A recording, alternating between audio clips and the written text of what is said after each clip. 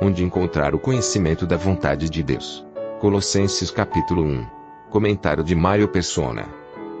Esse capítulo agora de Colossenses vai nos ensinar, e as outras passagens também, como mantermos essa conexão sempre.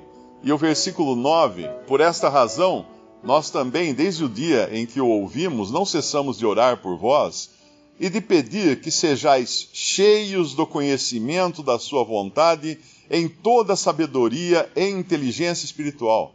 Onde nós conseguimos o conhecimento da vontade de Deus? Nós só conseguimos o conhecimento da vontade de Deus na Bíblia. Só. Na palavra de Deus revelada. Ah, mas ali tem um profeta, tem um pastor, que ele falou que não sei o quê. Pode falar o que ele quiser.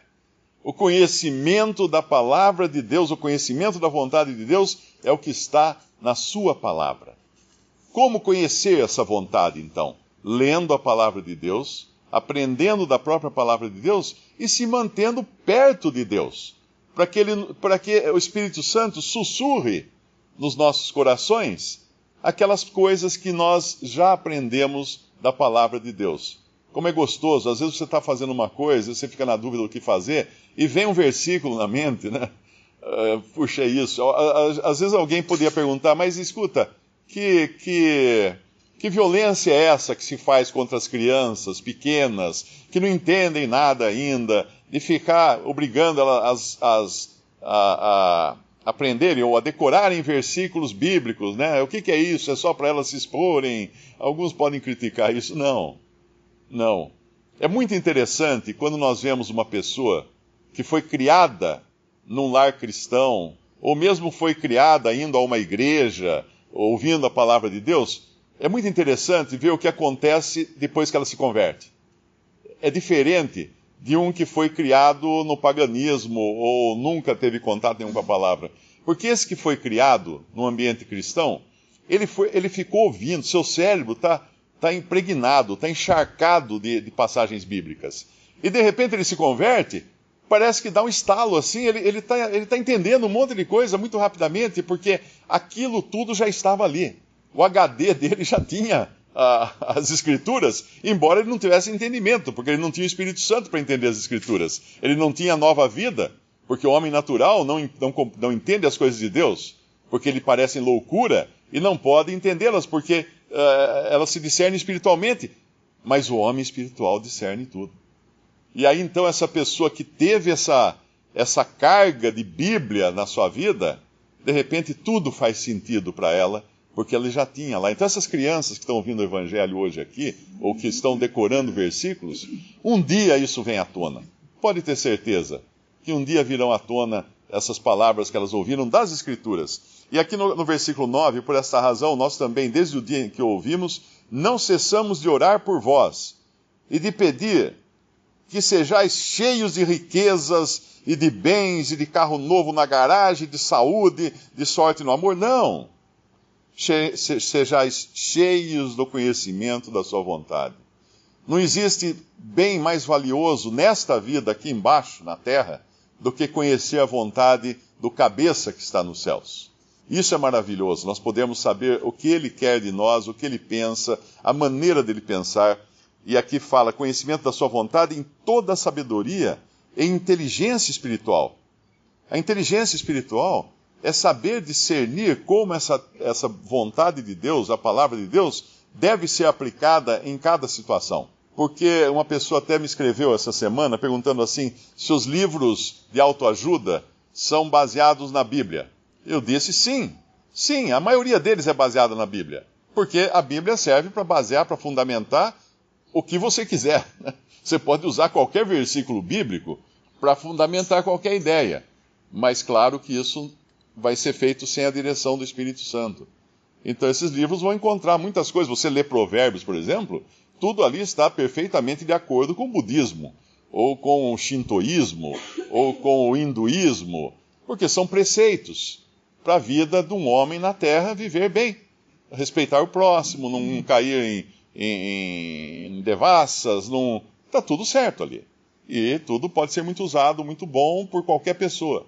Mas isso não é ter inteligência espiritual.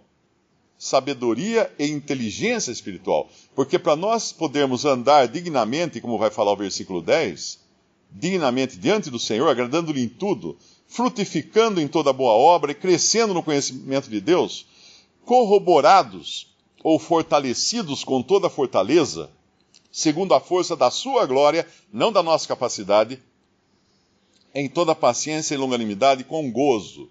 Isso só acontece quando nós somos salvos por Cristo e nós estamos em comunhão com Deus, com o Pai, e andando no conhecimento inteligente da sua palavra. Aí sim vamos dar fruto. No versículo 10 fala, frutificando em toda boa obra. É sempre bom entender que o fruto do Espírito tá errado, gramaticalmente falando, né?